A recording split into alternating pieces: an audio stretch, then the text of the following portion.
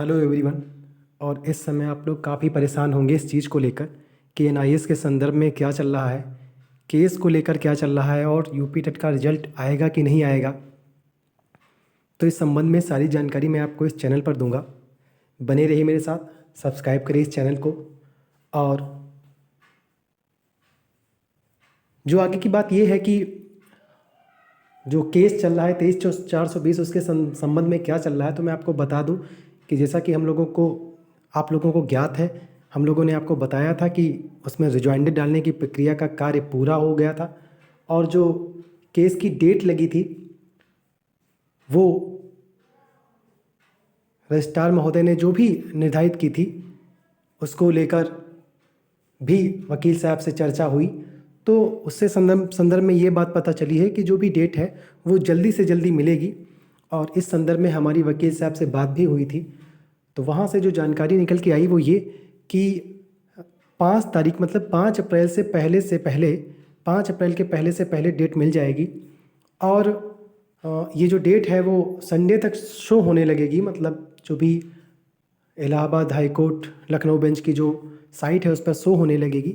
तो ये संदर्भ जो है इस समय केस को लेकर चल रहा है। और जहाँ तक उम्मीद है कि अब जो डेट मिलेगी उसका सीरियल नंबर भी कम होगा और उसी दिन सुनवाई होकर वो केस डिस्पोज हो जाएगा।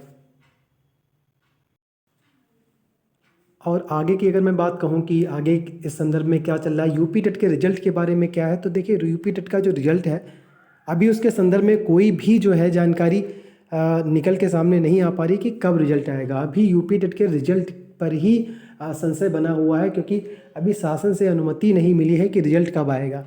तो यूपी टेट का रिजल्ट अभी आप ये मान के पहले ये कयास लगाई जा रही थी कि अप्रैल के फर्स्ट वीक में यूपी टेट का रिजल्ट आएगा, लेकिन अभी भी जो है ये कंफर्म नहीं है कि यूपी टेट का रिजल्ट अप्रैल के फर्स्ट वीक में आएगा कि नहीं आएगा। इसलिए यूपी टेट का रिजल्ट जो है अभी इस पर संशय है। जब तक शासन से इसका जो है निर्णय नहीं मिल जाता है तब तक जो है यूपी टेट का रिजल्ट नहीं आएगा। और अगर यूपी टेट का रिजल्ट आ जाता है इस बीच तो हमारा सबका रिजल्ट शो होगा कि नहीं शो होगा। देखिए इस संदर्भ में मैं अभी कुछ नहीं बता सकता, क्योंकि अभी हमारा केस जो है हो सकता है उससे पहले ही सुनवाई हो जाए। मैंने बताया ना 5 तारीख और 5 तारीख तक सुनवाई होने के पूरे चांसेस हैं। मान के चलिए 99.99% चांसेस हैं कि 5 तारीख तक सुनवाई हो जाए और हो सकता है उस दिन केस डिस्पोज भी हो जाए। और ये मान के चलिए कि इससे पहले तो यूपी टेट के रिजल्ट आने की कोई भी संभावना ही नहीं है कि 5 से पहले यूपी टेट का रिजल्ट आ जाएगा। तो आप ये मान के चलिए कि अगर हमारा केस डिस्पोज हो जाता है तो फिर हमारे रिजल्ट में भी कोई दिक्कत नहीं आएगी और रिजल्ट हमारा भी शो होने लगेगा। लेकिन अगर इसके बाद भी कोई दिक्कत होती है तो जो भी दिक्कतें होंगी हम लोग मिलके सहेंगे उस चीज़ों को। अभी तक हम लोग मिलके चले और मिलकर ही चलेंगे हम लोग।